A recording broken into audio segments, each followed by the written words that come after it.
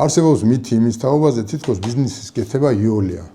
და ბიზნესმენები თითქოს მაინდა-მაინც არაფერს აკეთებენ, მათ უბრალოდ რაღაცნაირად გაუმართლათ და მეტი არაფერი.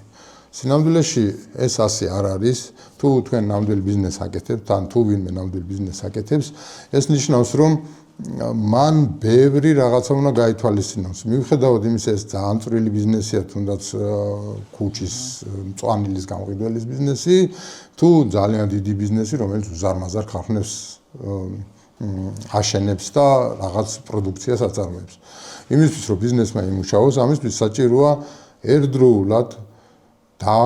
ერთდროულად მოახერხოთ ყველა რესურსის თავმოყრა. ეს არის სამუშაო ძალა, ეს არის მანქანადანადგარები, ეს არის რესურსები, რომლითაც ეს პროდუქცია იქნება, ეს არის სახელმწიფოსთან ურთიერთობის დალაგება, ეს არის ლიცენზიები თუ რაღაც ნებართვები, რაც ასევე დამატებითი პრობლემაა ბიზნესისთვის და თუ ეს ყველაფერი ერთმანეთს არ დაემთხვა, თუ რომელიმე რესურსმა დააგვიანა ან ადრე მოვიდა, მაშინ ბიზნესისთვის ეს შეიძლება დასრულდეს კატასტროფით, ანუ გაკვეთრებით.